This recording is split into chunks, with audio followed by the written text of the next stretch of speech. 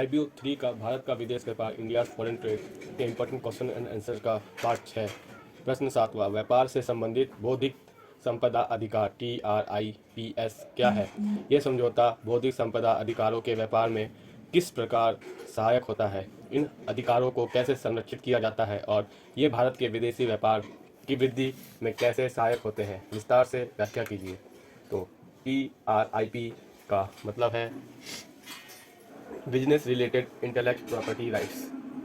तो Bharat, what are the business related intellectual property rights? How does this agreement help in business of intellect property rights? How are this rights protected and how do they help in growth of India's foreign trade? Explain in details. So व्यापार से संबंधित बौद्धिक संपदा अधिकार TRIPS। इस समझौते के अंतर्गत कुछ संरक्षण संबंधी मानदंड निर्धारित किए गए हैं। पहला, प्रकाशन अधिकार, स्वास्थ्य अधिकार एवं उससे संबंधित अधिकार, व्यापार चिन्ह, भौगोलिक संकेत, औद्योगिक डिजाइन, पेटेंट, इंटीग्रेटेड सरकार का लेआउट डिजाइन, अप्रकट सूचना।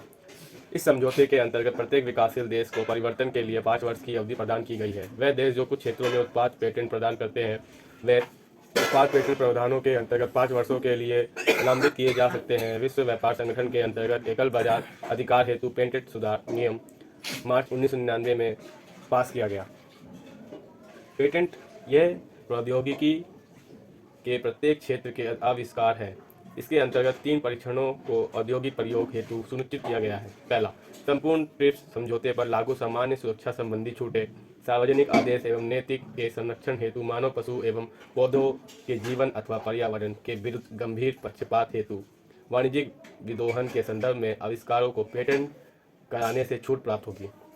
माइक्रो ऑर्गेनिज्म को छोड़कर मानव अथवा पशु तथा पौधे एवं पशुओं के इलाज में प्रयुक्त परीक्षण, जांच, थेराप्यूटिक एवं शल्य विधियों को भी पेटेंट से मुक्त कराने पर विचार किया गया है।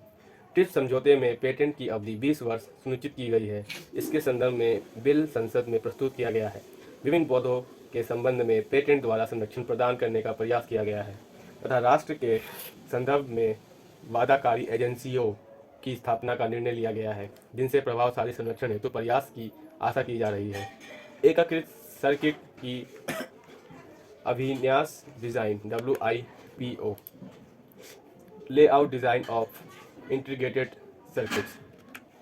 तो प्रशासन के अंतर्गत भारत एक अंतर्राष्ट्रीय समझौते वाशिंगटन पर हस्ताक्षर करता है, जिसके मुख्य दायित्व को ट्रिप्स समझौते में सम्मिलित कर लिया गया है, जिसमें निर्माता के बौद्धिक संपदा के संरक्षण संबंधी प्रयासों को भौतिक अभियास डिजाइन के अंतर्गत शामिल किया गया है, जिसमें विदेशी अधिकार रखने वालों तथा संरक्षण की अवधि को 10 वर्ष सुनिश्चित किया गया है।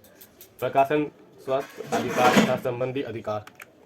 इसके अंतर्गत प्रकाशन करने वाले फोनोग्राम के उत्पादक तथा ब्रॉडकास्टिंग संगठनों को सम्मिलित किया गया है। कंप्यूटर कार्यक्रम को सहायक कार्यों के रूप में संरक्षित किया जाएगा। इसमें सम्मिलित उत्पादों के संरक्षण की अवधि 50 वर्ष से कम नहीं होनी चाहिए। यद्यपि ब्रॉडकास्टिंग संगठनों के अंतर्गत में यह अवधि 20 वर्ष होगी। जिस सभा में भारत ने हस्ताक्षर किया है प्रकाशन अधिकार अधिनियम 1957, जो 1994 में संशोधित हुआ यानी बदलाव हुआ, के अंतर्गत प्रदर्शनकर्ता के संरक्षण के प्रावधानों को छोड़कर अपनी सभी संस्थाओं को संरक्षण प्रदान करता है तथा ट्रिप्स समझौते की आवश्यकताओं को पूरा करता है। इस अवधि को 50 वर्ष करने संबंधी बिल संसद में दिसंबर 1999 में पास किया गया। व्यापार चिन्ह। हमारा व्यापार चिन्ह कानून, व्यापार तथा व्यापार योग वस्तुओं के चिन्ह का अधिनियम 1958 में अपनी मूल विशेषताओं के साथ अंतर्राष्ट्रीय कानून के अनुसार है। 1993 में संसद में TMMA को संशोधित करने हेतु एक बिल द्वारा सेवा चिन्हों को भी संरक्षण प्रदान किया गया। यद्यपि इस बिल को स्वीकृति प्रदान नहीं है, परंतु 1999 में इस संदर्भ में सेवा चिन्ह के संरक्षण संबंधी बिल को स्वीकार प्राप्त हुई। भौगोलिक संकेत, जियोग्राफिकल। भारत में भौगोलिक संकेतों के लिए कोई विशिष्ट कानून नहीं है, परंतु न्यायालय के निर्णयों के आधार पर भौगोलिक संकेतों के संरक्षण हेतु कानून कार्रवाई की जा सकती है। ट्रिप्स समझौते के लाभों को अर्जित करने हेतु एक बिल 1999 में संसद में सम्मुख पेश किया गया था तथा इसे स्वीकृति भी प्रदान हुई। भौगोलिक संकेतों के अंतर्गत माल के नामकरण और प्रस्तुतिकरण हेतु विचार, अर्थात माल किसी भौगोलिक क्षेत्रों में उत्पन्न हो, पक्षकार को संरक्षण प्रदान करना जरूरी है। औद्योगिक डिजाइन, इंडस्ट्रियल डिजाइन। इसके अंतर्गत नवीन तथा मूल औद्योगिक डिजाइन की संरक्षण सम्मिलित है। क्रियात्मक अथवा प्रौद्योगिकी कारणों से इन डिजाइन के संदर्भ में संरक्षण संबंधी प्रस्ताव को पृथक रखने का विकल्प दिया गया है। यद्यपि ललित कला डिजाइनों को औद्योगिक डिजाइन में सम्मिलित माना जाएगा। 1911 का हमारा डिजाइन अभियान, जो बहुत पुराना है, को औद्योगिक विकास विभाग ने एक बिल द्वारा संसद में प्रस्तुत करने का प्रस्ताव संसद द्वारा पारित किया गया है। व्यापार संबंधी निवेश उपाय। ट्रिप्स समझौते के अंतर्गत विकासशील देशों को 31 दिसंबर 1999 तक 5 वर्ष की परिवर्तन अवधि प्रदान की गई है, जिसके अंदर वे मेल न खाने वाले ऐसे उपायों को चालू रख सकते हैं जो उचित रूप से सूचीबद्ध हैं। हमने 2 ट्रिप्स को सूचीबद्ध किया है, जिसके अनुसार कुछ फार्मास्यूटिकल उत्पादों में स्थानीय वस्तु तथा उपभोक्ताओं की 22 श्रेणियों में निवेश हेतु लाभांश संतुलन की आवश्यकता है। विकासशील देशों द्वारा सूचीबद्ध ट्रिप्स की समाप्ति हेतु परिवर्तन समय अवधि में विस्तार हेतु प्रार्थना पत्र पर सेतल मिनिस्ट्रियल तथा सभा में कोई निर्णय नहीं लिया जा सका, परंतु इस संदर्भ में सामान्य परिषद द्वारा अंतिम निर्णय देना अभिशेष है। प्रशुल्क गैर कपड़ा एवं गैर कृषि मदों में संबंधित में प्रतिबंध स्तर को 1 मार्च 2000 तक निर्धारित अवधि में पूरा कर दिया गया है। अगला है प्रश्न 8। भारत के विदेशी व्यापार की अभिवृद्धि में विभिन्न देशों के साथ द्विपक्षीय व्यापार संबंधों की भूमिका बताने को बोला है। Role of bilateral trade relation with various countries in growth of India's foreign trade। बाजार के संदर्भ में भारत के विदेशी व्यापार का बदलता स्वरूप निर्यात की दिशा के संदर्भ में भारत तथा पूर्वी यूरोप के देशों के मध्य भुगतान संबंधी व्यापार संधि के अच्छे परिणाम 1970 से प्रारंभ हुए। प्रति व्यापार नीति के फलस्वरूप भारत तथा यूएसएसआर के बीच व्यापार का तेजी से विस्तार हुआ तथा वर्ष 1970 से 71 में यूएसएसआर भारत के निर्यात का एक प्रमुख बाजार बन गया, परंतु 1990 के बाद यूएसएसआर के विघटन के परिणाम स्वरूप भारत के निर्यात की दशा में कुछ महत्वपूर्ण परिवर्तन देखने को मिले। वर्ष 1995 से 96 के दौरान भारत के विशाल निर्यात का केंद्र संयुक्त राज्य अमेरिका बना रहा, जिसके पश्चात दूसरी श्रेणी में UK, Japan, Germany, Belgium, Netherland, France आदि देश शामिल थे। भारत के मुख्य निर्यातक बाजारों की सूची के अंतर्गत संयुक्त राज्य अमेरिका, जर्मनी तथा जापान आदि देश शामिल हैं। अतः स्पष्ट है कि भारत का विदेशी व्यापार कुछ ही देशों तक सीमित है। इसलिए इस क्षेत्र के संदर्भ में महत्वपूर्ण आर्थिक नीति एवं रणनीतियों को अपनाना की आवश्यकता है।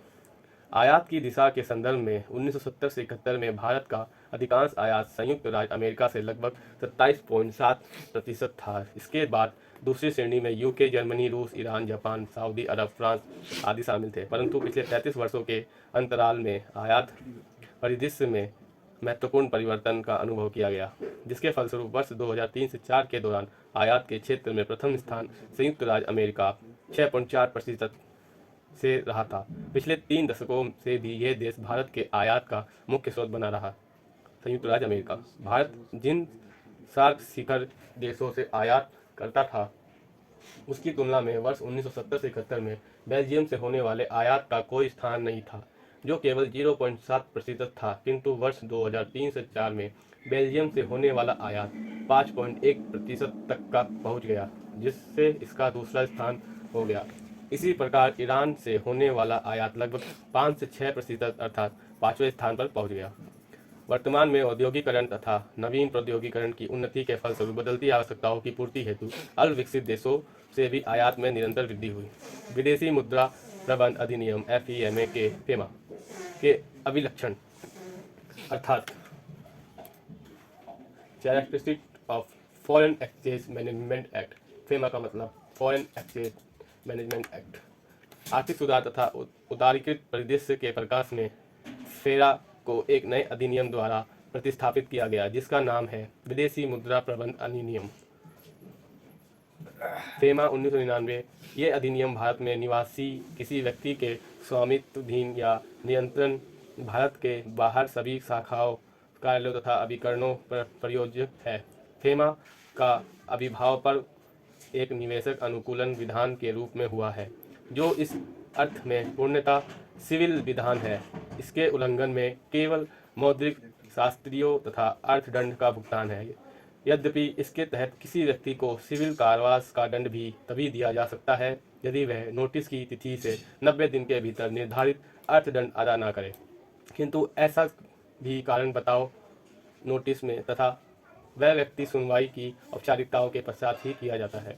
फेमा में फेरा के अंतर्गत किए गए अपराधों के लिए एक द्विपक्षीय समाप्ति खंड की व्यवस्था की गई है, जिसे एक कठोर कानून से दूसरे उद्योग अनुकूल विधान की और संचालन के लिए प्रदान की गई संक्रमण अवधि माना जा सकता है। फेमा के उद्देश्य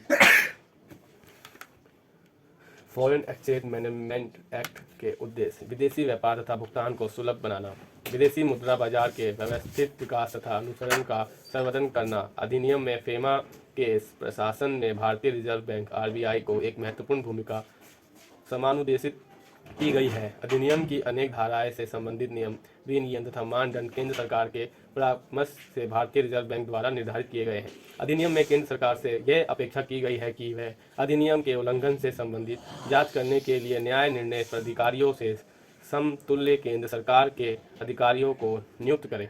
न्याय निर्णय प्राधिकारियों के आदेश के विरुद्ध अपीलों की सुनवाई के लिए एक या एक से अधिक निदेशक अपील की नियुक्ति करने का प्रावधान किया गया है। केंद्र सरकार न्याय निर्णय प्राधिकारियों तथा विदेश निदेशक अपील के आदेश के विरुद्ध अपीलों की सुनवाई के लिए एक विदेशी मुद्रा अपीलीय न्यायाधिकरण की नियुक्ति भी करेगा। फेमा में केंद्र सरकार द्वारा एक प्रवर्तन निर्देशालय की स्थापना की व्यवस्था भी की गई है, जिसमें एक निदेशक तथा ऐसे अन्य अधिकारियों या अधिकारी वर्ग होंगे जिन्हें वह इस अधिनियम के अंतर्गत उल्लंघनों की जांच पड़ताल करने के लिए नियुक्त समझेंगे।